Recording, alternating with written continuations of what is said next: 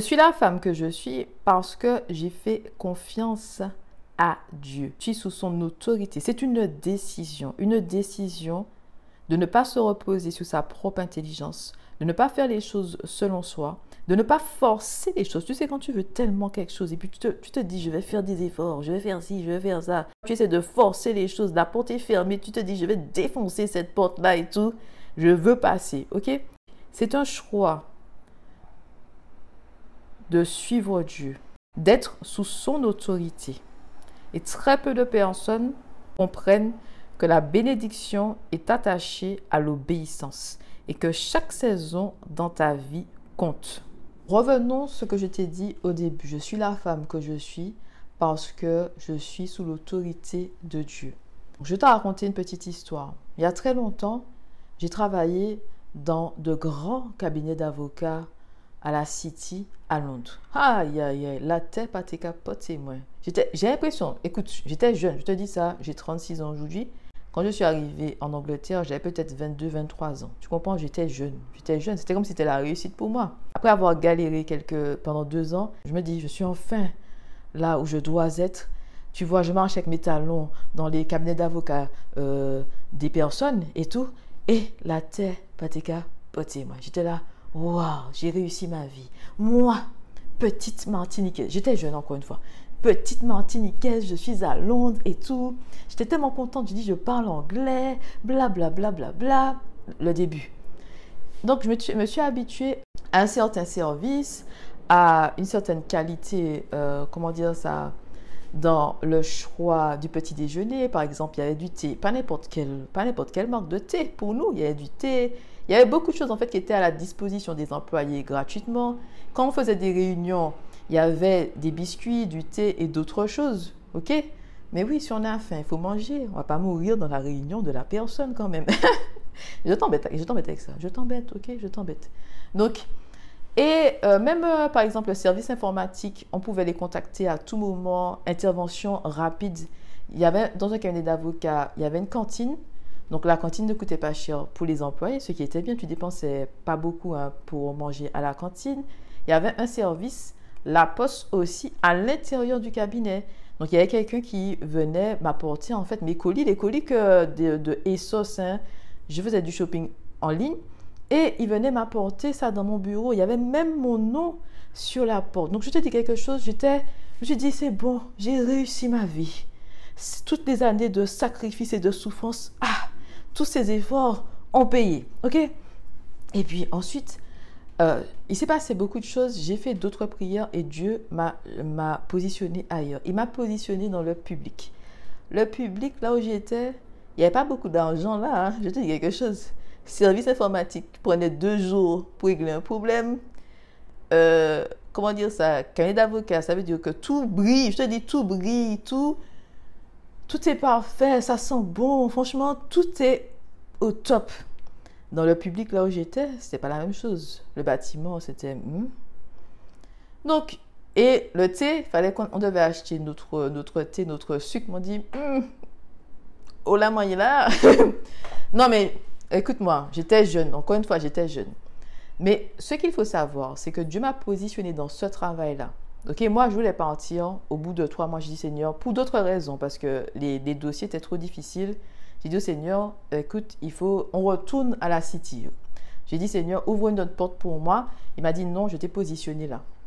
Donc, obéissance, autorité de Dieu. Je ne me repose pas sur ma propre intelligence. Et pour tout te dire, ce cadeau n'était pas bien enveloppé. Ça veut dire que ça ne brillait pas.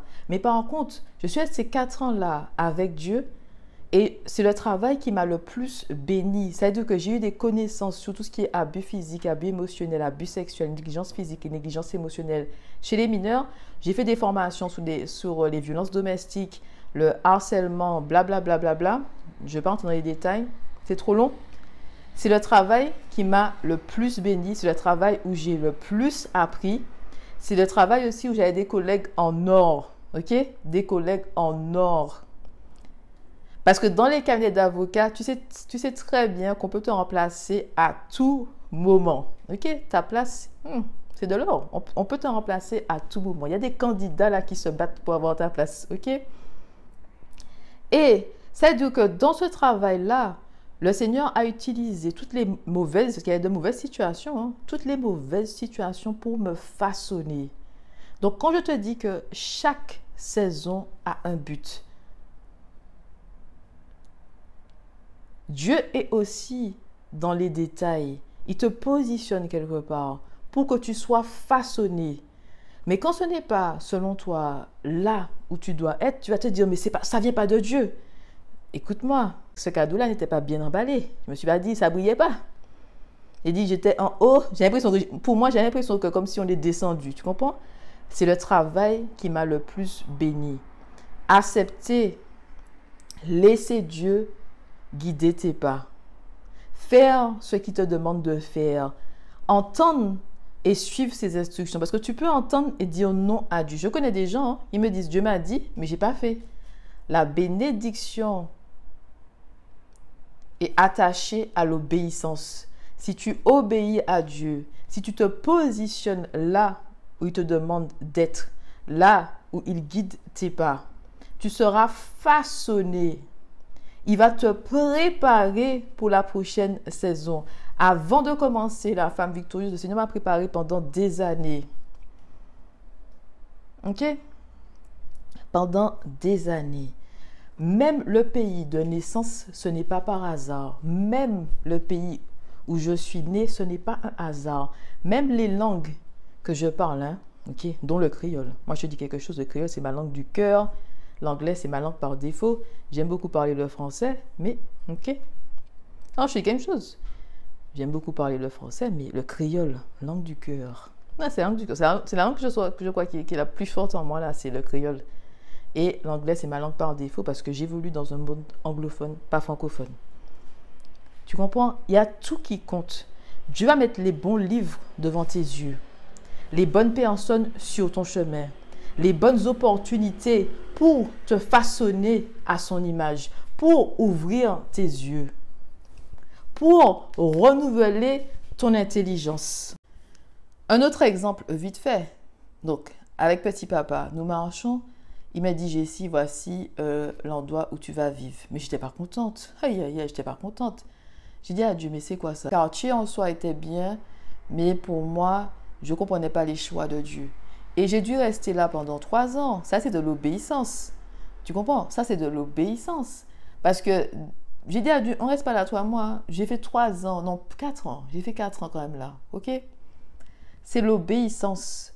C'est le renoncement de soi. C'est faire confiance à Dieu. C'est des fois souffrir avec Dieu parce que je te dis quelque chose. Combien de fois j'ai dit à Dieu, à quand la fin ici? À quel moment cette porte s'ouvre et on passe à autre chose? Et dans ma tête, j'étais là, je suis adulte, je gagne de l'argent, je peux très bien chercher un appartement et sortir de là. La porte est ouverte, c'est pas comme si Dieu m'a emprisonné quelque part, il m'a pas emprisonné. Par contre, c'est un choix d'obéir à Dieu. Et j'ai dit, même si la porte est ouverte, je vais rester là où tu m'as positionné. Comme tu m'as positionné là, je vais attendre que tu ouvres la porte pour moi, que je vais attendre que tu me ferais un chemin, que tu me dises qu'est-ce qu'on fait après. C'est un choix d'obéir à Dieu. C'est un choix de faire les choses avec Dieu. C'est un choix de se reposer sur lui et pas sur notre intelligence. C'est un choix d'attendre aussi sur lui, de ne pas prendre les choses en main. Ok? Oui, la foi est morte sans action, mais il y a des moments où Dieu te demande « Attends sur moi ». Il te dit « Attends sur moi ». Ce n'est pas encore prêt, attends sur moi.